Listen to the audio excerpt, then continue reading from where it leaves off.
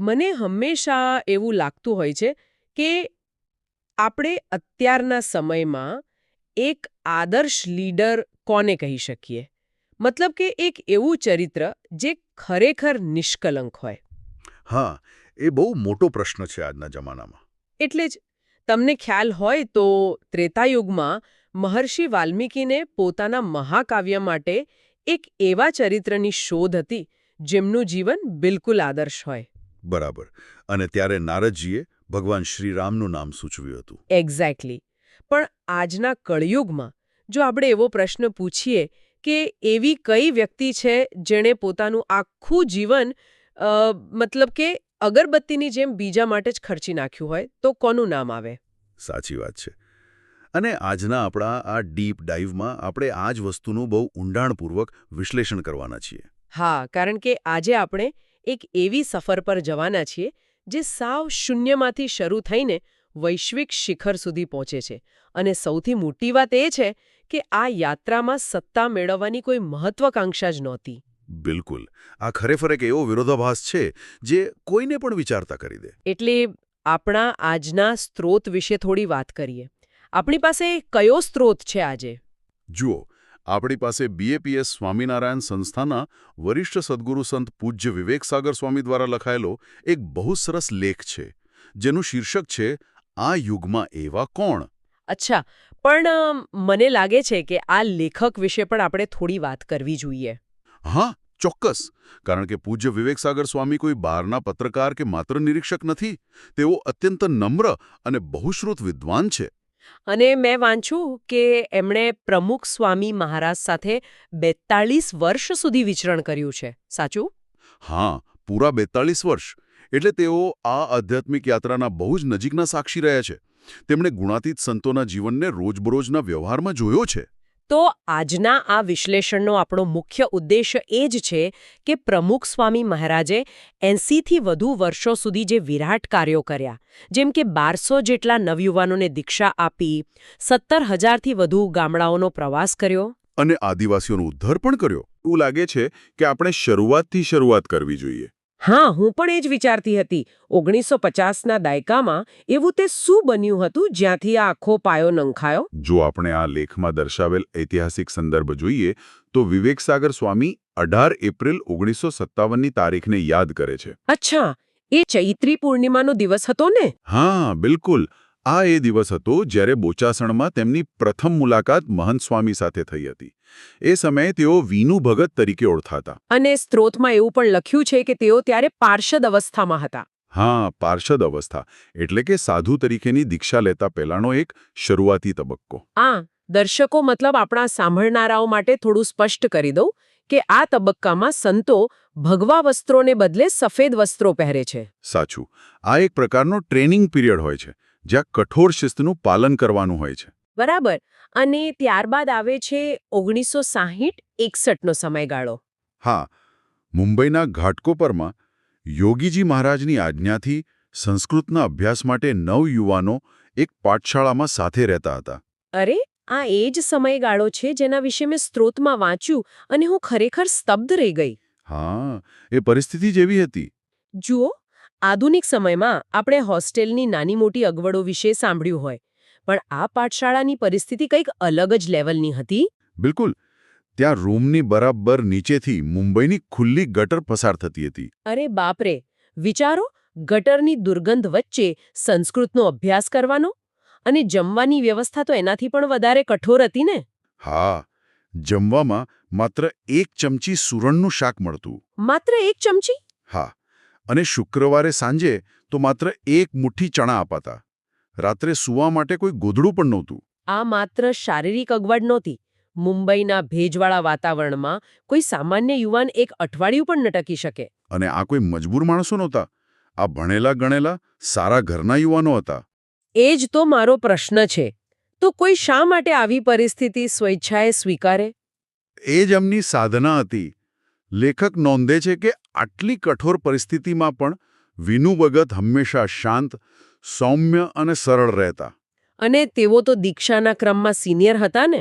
હા, સિનિયર હોવા છતાં બધા સાથે સહેજે ભળી જતા.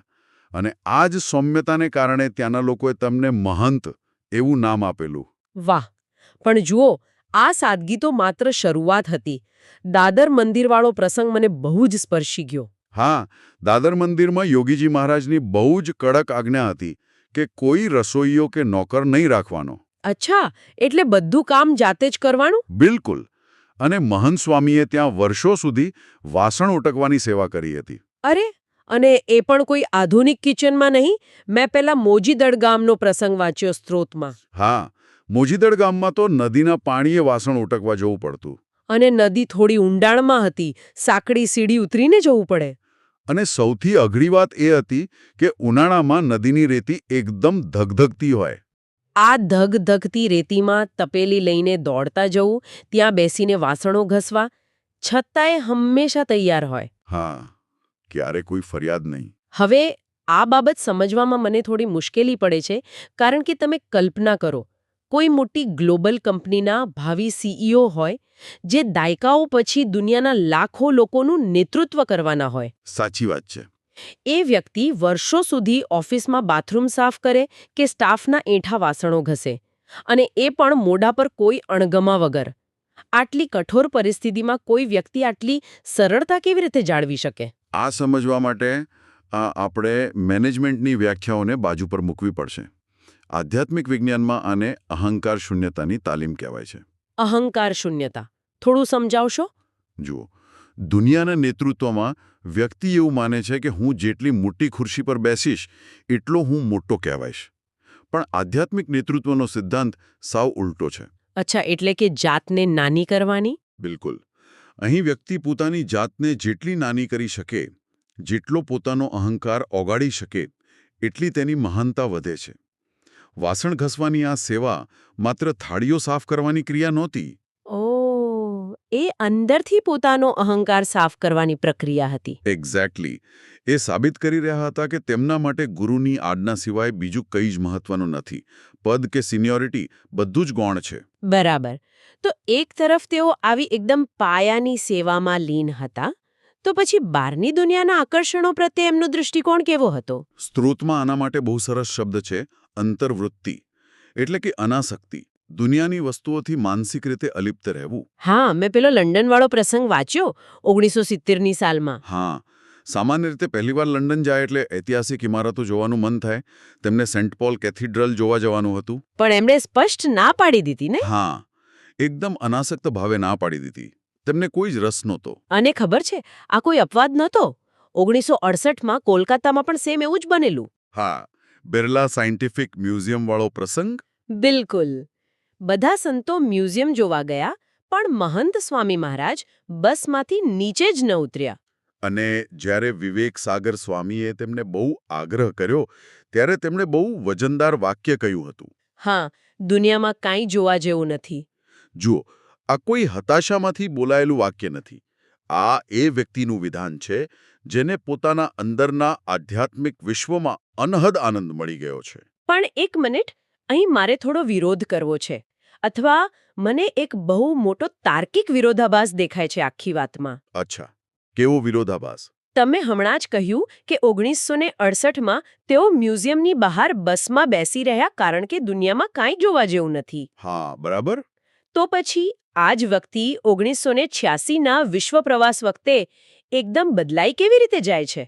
સ્ત્રોતમાં લખ્યું છે કે જ્યારે ગાંધીનગરમાં સ્વામિનારાયણ અક્ષરધામના પ્રદર્શનો બનાવવાની વાત આવી, હા, ત્યારે પ્રમુખ સ્વામી મહારાજે તેમને નિરીક્ષણ કરવાની આજ્ઞા કરી હતી. એક્ઝેક્ટલી.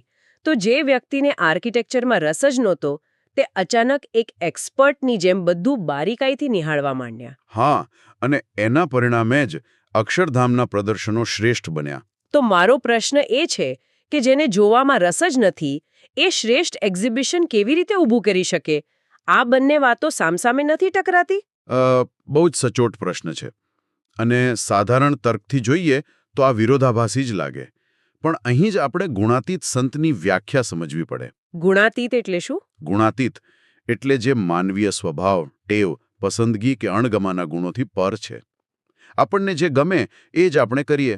પણ આ સંતોની ક્રિયાઓ વ્યક્તિગત પસંદગીથી સંચાલિત નથી હોતી. અચ્છા, તો એ શેનાથી સંચાલિત હોય છે? તે માત્ર ને માત્ર ગુરુની આજ્ઞાથી સંચાલિત હોય છે.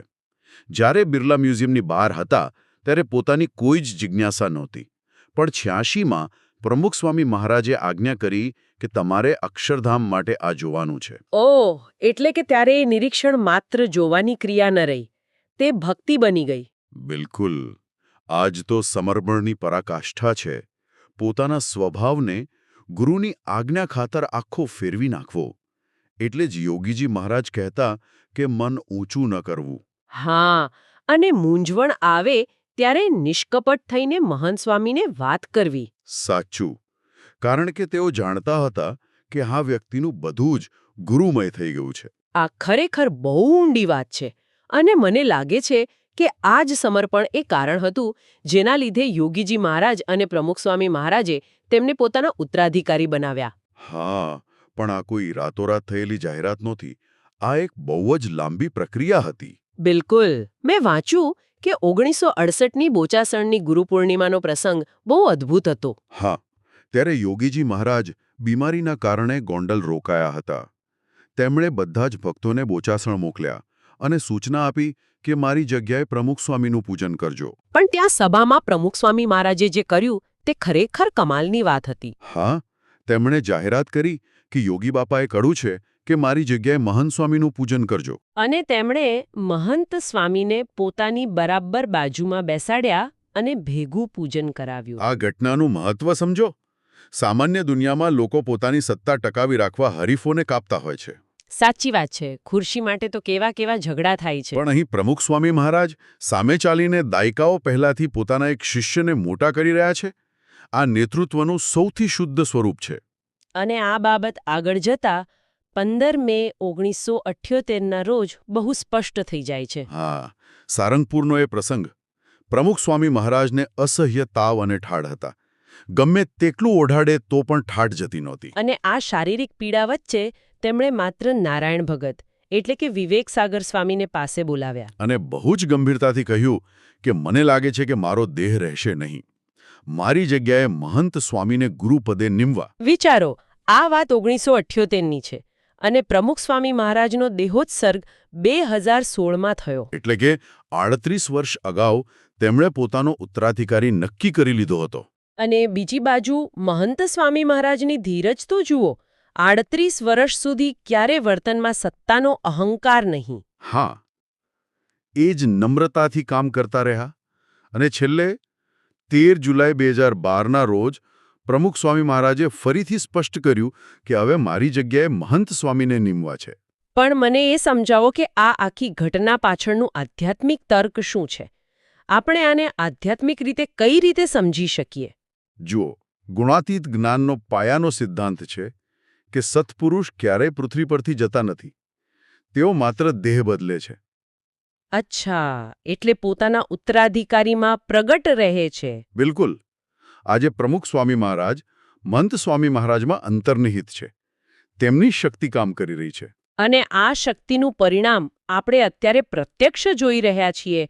જ્યારે અંતે નેતૃત્વ તેમના હાથમાં આવ્યું ત્યારે તેમણે સત્તાનો ઉપયોગ પોતાના ગુરુના અધૂરા સપના પૂરા કરવા માટે કર્યો. હા, આજે મહંત સ્વામી મહારાજના રૂપમાં એ સંકલ્પો એક વિરાટ વટવૃક્ષ બનીને વૈશ્વિક સ્તરે ફેલાઈ રહ્યા છે. જેમ કે અમેરિકાના રોબિન્સવિલમાં બનેલું ભવ્ય અક્ષરધામ અને અબુધાબીમાં નિર્માણ પામેલું ઐતિહાસિક હિન્દુ મંદિર. હા, આ માત્ર ઇમારતો નથી, આ ખરેખર યુગ કાર્યો છે. લેખમાં આની એક બહુ જ સુંદર ઐતિહાસિક સરખામણી કરી છે. હા, સ્વામી વિવેકાનંદની યાત્રા સાથે, બરાબર ને? બિલકુલ. વિવેકાનંદજીએ અમેરિકા જઈને હિન્દુ ધર્મનો ઉદ્ઘોષ કર્યો હતો, જ્યારે મહંત સ્વામી મહારાજે આ મંદિરો બાંધીને સમગ્ર વિશ્વમાં હિન્દુ ધર્મની શાશ્વત પ્રતિષ્ઠા કરી છે. અને આટલી જબરદસ્ત સફળતા પાછળનું કારણ દર્શાવતા લેખક અંતમાં એક બહુ મહત્વનો સિદ્ધાંત આપે છે, દિવ્ય દૃષ્ટિનો સિદ્ધાંત. હા, તેઓ કહે છે કે શ્રીહરિ આજે પણ મહંત સ્વામી મહારાજ રૂપે પ્રગટ જ છે. એટલે સ્ત્રોતમાં પેલા હીરાનું અને અર્જુનનું ઉદાહરણ આપ્યું છે, એ જ ને? હા, જેમ હીરો એ જ હોય, પણ કિંમત જાણ્યા પછી તેને જોવાની દૃષ્ટિ બદલાઈ જાય છે. અથવા જેમ શ્રીકૃષ્ણએ અર્જુનને દિવ્ય દૃષ્ટિ આપી ત્યારે વસ્તુઓ નહોતી બદલાઈ, પણ અર્જુનનો જોવાનો દૃષ્ટિકોણ બદલાયો હતો. એક્ઝેક્ટલી. અને આજના ભૌતિકવાદી યુગમાં આવી દિવ્ય દૃષ્ટિ કેળવવી બહુ જરૂરી છે. હા, નહીતર આપણે આ સંતોને માત્ર કોઈ મેનેજર કે વહીવટ કરતા જ માની લઈએ. સાચી વાત છે. જ્યારે દિવ્ય દૃષ્ટિથી જોવામાં આવે ત્યારે જ જીવન સાર્થક થાય છે અને મોક્ષની પ્રતીતિ થાય છે. ખરેખર આજના આ ડીપ ડાઇવ પરથી આપણે એ ચોક્કસ તારવી શકીએ કે સાચું નેતૃત્વ માત્ર ભાષણો કે સત્તા પરથી નથી આવતું. બિલકુલ નહીં. તે આવે છે ગટરવાળી રૂમમાં રહેવાથી, નદીની ધગધગતી રેતીમાં વાસણ ઉટકવાથી, અને પોતાના ગુરુના એક જ ઈશારે પોતાના સ્વભાવને સંપૂર્ણપણે બદલી નાખવાની ક્ષમતાથી. બિલકુલ. હવે આ વિશ્લેષણ પૂરું કરતા પહેલા સાંભળનાર માટે એક બહુ જ ઊંડો વિચાર મૂકવા માંગુ છું. હા, ચોક્કસ. આપણને હંમેશા એવું શીખવવામાં આવે છે કે દુનિયામાં મોટી વસ્તુઓ હાંસલ કરવા માટે મહત્વાકાંક્ષી હોવું બહુ જરૂરી છે. સાચી વાત છે. એવું જ શીખવાડે છે બધા. પરંતુ આજના વિશ્લેષણ પરથી વિચારવા જેવું એ છે કે જે વ્યક્તિએ ક્યારે કોઈ પદની માંગણી ન કરી, જેને દુનિયાનું કંઈ જોવામાં રસ નહોતો, તે વ્યક્તિ આજે વિશ્વના સૌથી ભવ્ય અને જટિલ નિર્માણોનું સફળ નેતૃત્વ કેવી રીતે કરી શકે છે? આ ખરેખર બહુ મોટો પ્રશ્ન છે વિચારવા માટે. કદાચ સાચી શક્તિ દુનિયા મેળવવામાં નહીં, પણ દુનિયાની કામનાઓ છોડીને સેવામાં સમર્પિત થવામાં રહેલી છે. બહુ જ સુંદર વાત કહી. આ એક એવો વિચાર છે જે આપણને શાંતિથી બેસીને વિચારતા કરી મૂકે. તો આજના આ ડીપ ડાઇવમાં અમારી સાથે જોડાવા બદલ આપ સૌનો ખૂબ ખૂબ આભાર. ફરી મળીશું એક નવા વિષય અને નવા સ્ત્રોતના ઊંડાણપૂર્વકના વિશ્લેષણ સાથે. ત્યાં સુધી આ દિવ્યતા વિશે વિચારતા રહો.